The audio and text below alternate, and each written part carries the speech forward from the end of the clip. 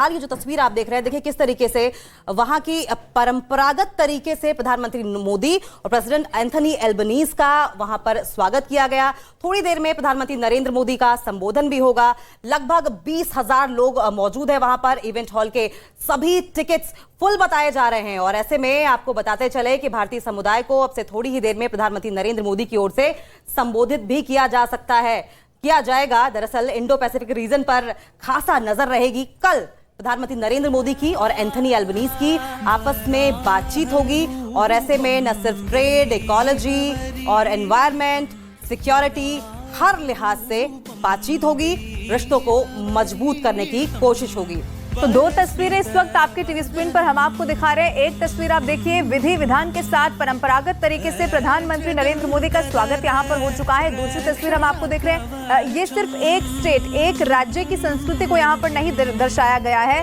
भारत में संस्कृति में जितनी विविधता है, यहाँ पर उसे एक साथ एक मंच पर लाने की कोशिश की गई है और इसीलिए जो परफॉर्मेंस की प्रैक्टिस पहले की गई वो तस्वीरें भी आपके टीवी स्क्रीन पर है। अब इस बात का अंदाजा लगाइए कि इस कार्यक्रम में पहुंचने के लिए जो लोग पहुंचे थे, एक फ्लाइट पूरी बुक की गई जिसे मोदी एयरवेज का नाम रखा गया। वो लोग यहाँ पर पहुंचे, 170 ऐसी संख्या बताई जा रही है जो लोग भारत का झंडा लेकर प्रधानमंत्री नरेंद्र मोदी का स्वागत करने के लिए यहां पर मौजूद है। वो पहले भी तस्वीर हमने आपको दिखाई कि बड़ी तादाद में लोग यहां पर हैं जिनके हाथ में भारत का झंडा है और प्रधानमंत्री नरेंद्र मोदी के स्वागत के लिए वो पूरी तरीके से तैयार हैं। जो आयोजक हैं इस कार्यक्रम में, उनकी तरफ से भी ये जानकारी वहां पर दी गई है कि इतने ज्यादा लोग इस कार्यक्रम में पहुंचना चाहते हैं लेकिन ऑडिटोरियम की क्षमता 20,000 तक की है। इससे ज्यादा लोगों को अंदर आने की अनुमति नहीं दी जा सकती है। वहां पर भी परेशानी का सामना करना पड़ा। इस बात से अंदाजा लगाइए कि कितनी बड़ी तादाद में वो लोग हैं जो प्रधानमंत्री नरेंद्र मोदी को सुनना चाहते हैं, देखना चाहते हैं, इस कार्यक्रम का हिस्सा बनना चाहते हैं। लेकिन तस्वीरें हैं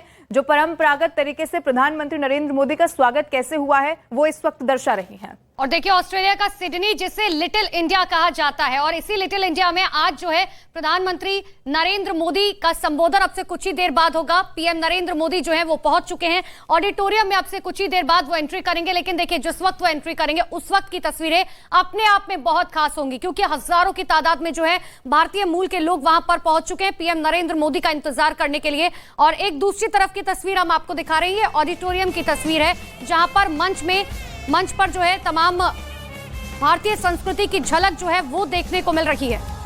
देखिए, सिडनी का ये जो ऑडिटोरियम है आज लिटिल इंडिया बना हुआ है। लेकिन लिटिल इंडिया से जुड़ी एक और बड़ी अपडेट हम आपको दे दें कि प्रधानमंत्री नरेंद्र मोदी आज हैरिस पार्क का नाम लिटिल इंडिया करने वाले हैं क्योंकि वहां पे इंडियन डायस्पोरा, इंडियन पॉपुलेशन, प्रवासी भारतीयों की जो संख्या है वो सबसे ज्यादा है। वो वही बिजनेस करते हैं, वही बढ़ रहे हैं और इस चीज का सम्मान करते हुए, इंडियन वैल्यूज का सम्मान करते हुए एंथनी एल्बनीज की ओर से प्रधानमंत्री नरेंद्र मोदी से इस बात की रिक्वेस्ट की गई कि आप हैरिस पार्क का नाम बदलकर लिटिल इंडिया कर दिया जाए। ये बेहद ही गौरव की बात है, न सिर्फ भारत के लिए बल्कि भारत में रहने वाले हर एक भारतीय के लिए, ऑस्ट्रेलिया में बसने वाले हर एक प्रवासी भारतीय के लिए कि भारतीय संस्कृति का इस कदर सम्मान किया जा रहा है। और घूम फिर कर बात वहीं आ जाती है कि प्रधानमंत्री नरेंद्र मोदी हमेशा से ही, चाहे G7 हो, चाहे क्वाड की मीटिंग हो, चाहे पपुआ न्यू गिनी में, हमेशा से ही डेमोक्रेटिक वैल्यूज की सम्मान करने की बात करते हैं। और वही सम्मान आज ऑस्ट्रेलिया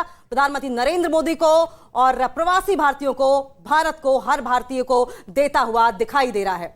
और ये भारत की मजबूत स्थिति को दर्शाता है कि भारत की संस्कृति और सिर्फ एक राज्य की संस्कृति यहाँ पर नहीं। आप तस्वीर में देखेंगे जो परफॉर्मेंस की प्रैक्टिस की जा रही है, अलग अलग राज्यों की संस्कृति को दिखाते हुए अलग अलग वेशभूषा में आपको जो कलाकार हैं वो नजर आ जाएंगे। और भारत की संस्कृति को विदेश के मंच पर किस तरीके से दर्शाना भारत की मजबूत स्थिति को दर्शाता है जो साल दर साल लगातार बढ़ती चली जा रही है। प्रधानमंत्री नरेंद्र मोदी इससे पहले भी हमने देखा है अलग अलग देशों के दौरे पर वो जब पहुंचते हैं तो उनका स्वागत जो है वो हमेशा अलग तरीके से किया जाता है, अलग वेशभूषा में। खासतौर पर भारत की संस्कृति को दर्शाती हुई वेशभूषा में जो कलाकार है वो पहले से मौजूद होते हैं। ढोल नगाड़ों के साथ प्रधानमंत्री नरेंद्र मोदी का स्वागत यहाँ पर हर जगह पर किया जाता है और यहाँ पर भी कुछ तैयारियां ऐसी ही हैं। बस अब इंतजार है क्योंकि प्रधानमंत्री नरेंद्र मोदी पहुंच जरूर गए हैं लेकिन वो मंच पर पहुंचेंगे, संबोधन की शुरुआत करेंगे और खास तौर पर भारतीय समुदाय के लोगों के लिए आज उनकी तरफ से क्या कहा जाएगा, सिर्फ यही सुनने के लिए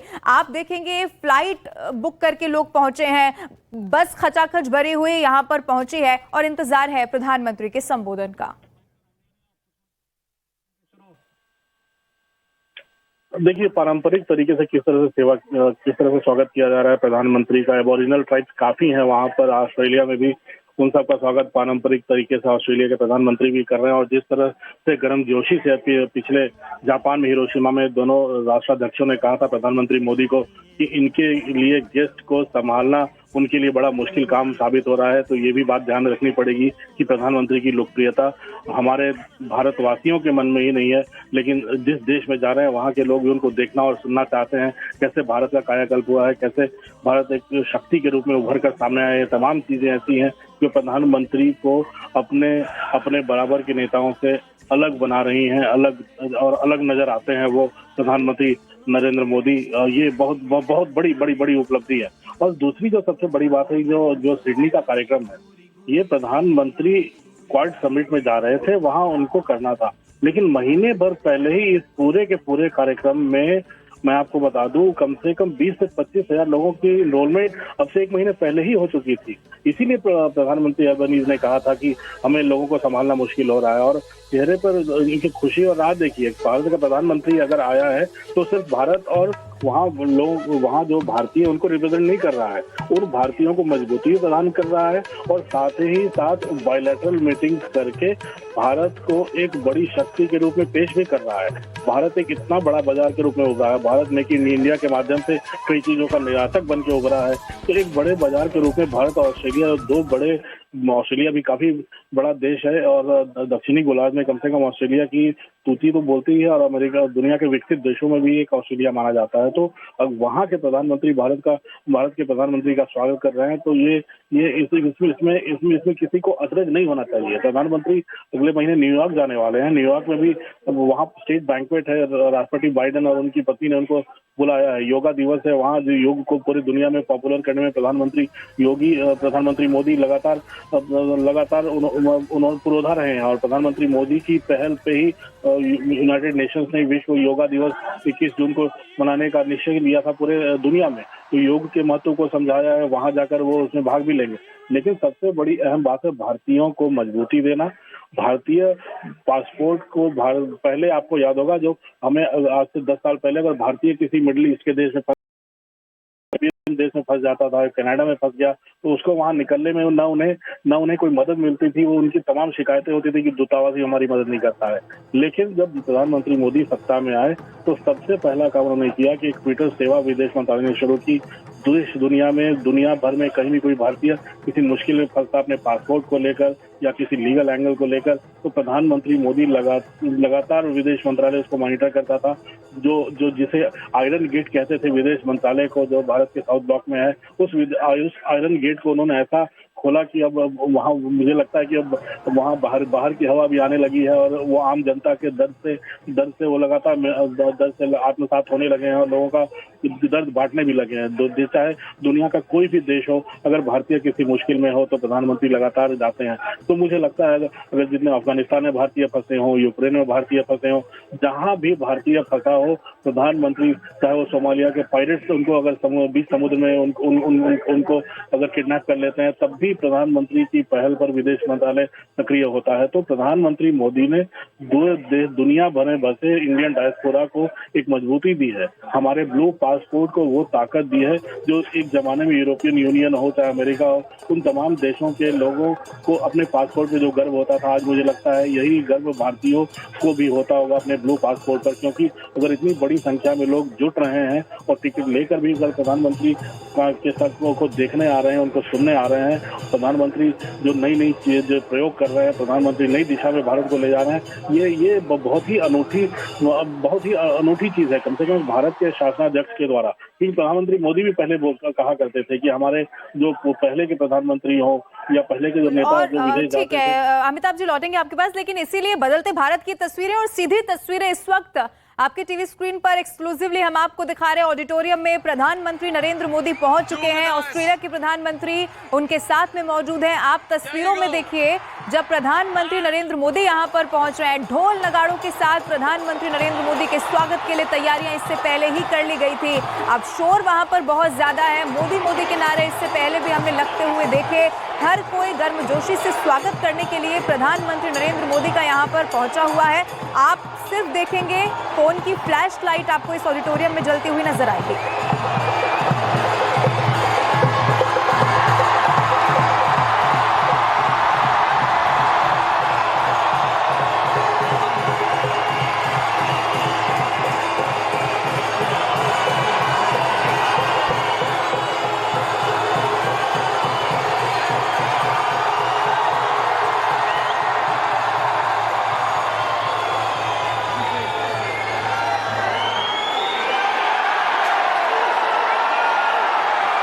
Ladies and gentlemen, for those who are able, please be standing for the Australian National Anthem, followed by the Indian National Anthem.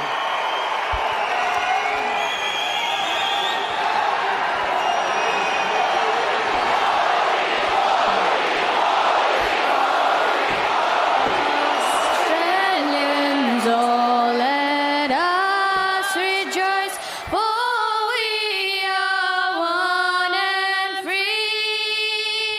We've golden. तो इस वक्त आप ऑस्ट्रेलिया का राष्ट्रगान सुन रहे हैं और देखिए किस तरीके से इस वक्त ये जो भारतीय महिलाएं हैं वो न सिर्फ ऑस्ट्रेलिया के कल्चर का सम्मान करते हुए बल्कि भारतीय विरासत को संजोते हुए भी नजर आ रही हैं। आपसे थोड़ी देर पहले जो तस्वीरें हमने आपको दिखाई थी कि पूरा का पूरा स्टेडियम मोदी मोदी भारत माता की जय के नारों के साथ गुंजायमान था और ये विहंगम दृश्य हमने आपको दिखाया। और फिलहाल तस्वीरें हम आपको दिखा रहे हैं उस वक्त की जबकि प्रधानमंत्री नरेंद्र मोदी और prime minister Anthony Albanese Australian राष्ट्रगान को गाते हुए और उसके थोड़ी देर बाद ही होगा पीएम मोदी का संबोधन।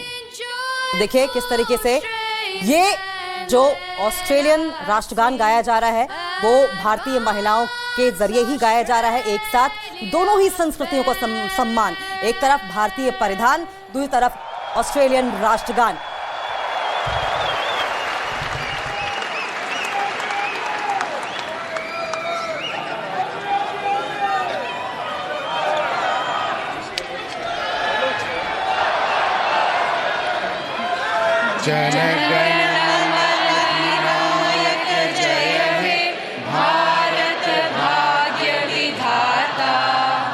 पंजाब सिंध गुजरात मराठा द्राविड़ उत्कल गंगा विंध्य हिमाचल यमुना गंगा उच्छल जलधि तरंगा तब शुभ नामे जागे तब शुभ आशीष मांगे गाहे तब जय गाथा जन गण मंगलदायक जय हे भारत भाग्य विधाता जय हे जय हे जय हे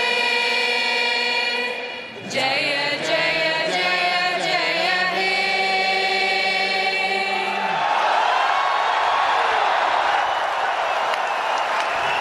Thank you all for standing. तो ऑस्ट्रेलिया का राष्ट्रगान उसके बाद हिंदुस्तान का राष्ट्रगान हो चुका है और देखिए ये तस्वीरें बहुत कुछ बयां करती है। ये आने वाला भविष्य बताती हैं कि आखिर किस तरीके से ऑस्ट्रेलिया और हिंदुस्तान की दोस्ती जो पिछले 10 सालों से भी ज्यादा से चलती आ रही है अब वो किस तरीके से और भी ज्यादा मजबूत होती जा रही है। लेकिन आप देखिए जिस वक्त पीएम नरेंद्र मोदी वहां पर पहुंचे थे ऑडिटोरियम के अंदर किस तरीके से मोदी मोदी की गूंज जो है वो हर तरफ कोने में सुनाई दे रही थी। हालांकि ये विदेश की धरती है लेकिन बावजूद इसके हिंदी परिधान हिंदी वेशभूषा जो है वो साफ तौर पर उसकी झलक नजर आ रही है। Particularly want to warmly welcome the Prime Minister of India, Prime Minister Modi.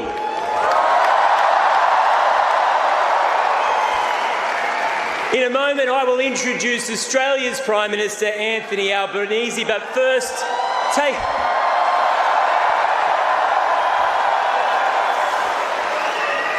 take a look at the scale of tonight's event, it's huge. It's part of Australia's larger story. More and more people from India have come to Australia to call it their home. They've built businesses, started families, undertaken studies, established places of worship. You've created community while keeping your culture and traditions. We come from many different backgrounds in Australia, but we are stronger together. And tonight you can see that strength. In fact, you can hear it. Friends, the Indian diaspora is the nation's fastest growing. There are 750,000 people that have Indian ancestry in this country. And that includes the Treasurer of New South Wales, Daniel Mookhey, who swore his oath of allegiance on the Bhagavad Gita. Friends, he was the first Australian minister to do so, but he will not be the last. And so tonight we roll out the red carpet for the Prime Minister of India. We thank him for coming, but we want to pay a special tribute to all those Indian Australians who've made this country so great. Enjoy the night.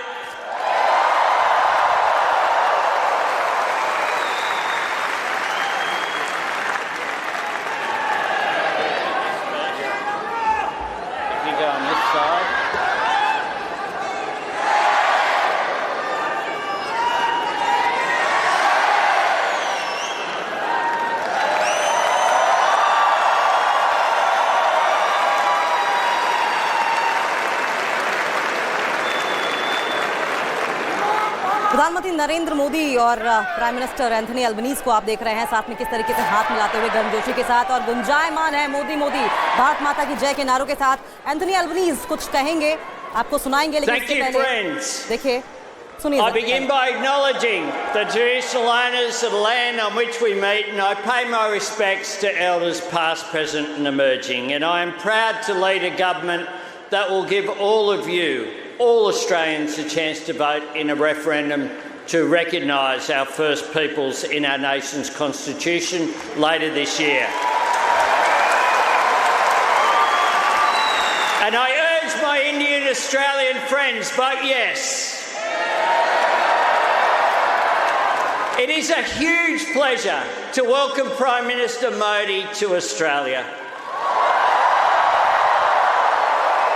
In just my first year as Prime Minister, which I'm celebrating today,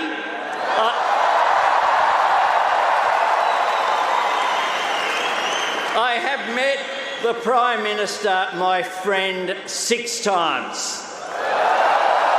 But absolutely nothing beats standing with him on a stage like this, looking out at this magnificent sea of faces. What an honour. And what a joy it is to get to welcome Prime Minister Modi here with all of you. I get to speak to some pretty big crowds as Prime Minister, but I have to say that the warmth and the energy here tonight is absolutely second to none.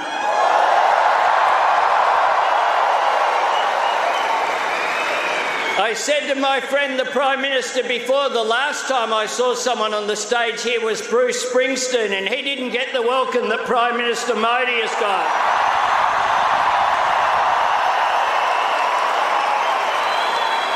Prime Minister Modi is the boss.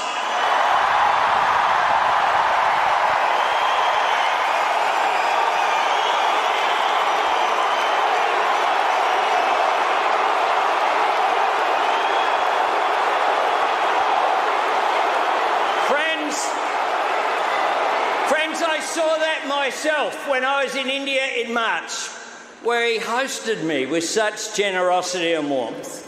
It was a trip full of unforgettable moments, celebrating Holi in Gujarat, laying a wreath for the great Mahatma Gandhi in New Delhi,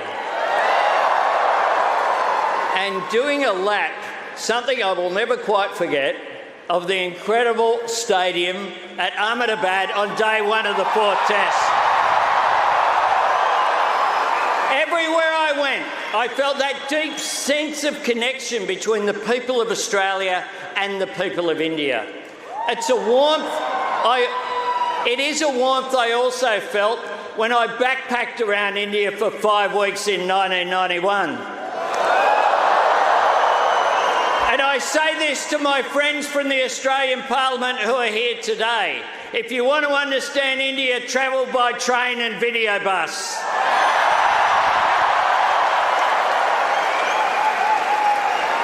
And you can even hitchhike. They're very friendly. It is a connection that I feel here tonight. And once again, I feel so grateful to be a part of it. Your million-strong community has contributed so much to this country. The people here tonight, your families, your communities, will always be the lifeblood of the relationship that India and Australia share. And tonight I announce that the new Centre for Australia-India Relations will be based in Parramatta.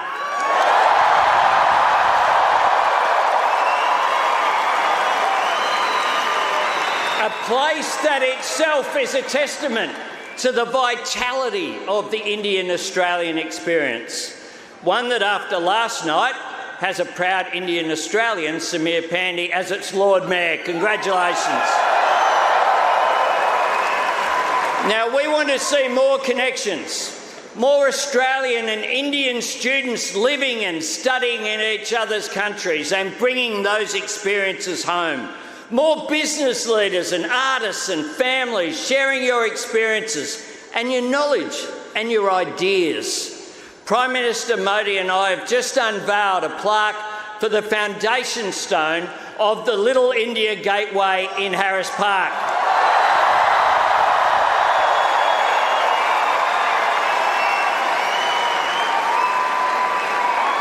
But tonight, and won't that be good to visit? But tonight, as Prime Minister, I want to say thank you. You have brought the spirit of the world's biggest democracy to Australia. And you have helped make our democracy stronger and more inclusive. You've strengthened Australian society, bringing our country the benefits and riches of such a beautiful and diverse culture.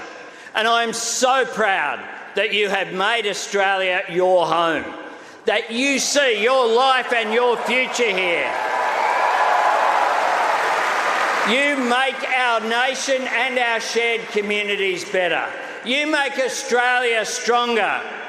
Friends, I want you to give a big Australian welcome to my dear friend, Prime Minister Narendra Modi.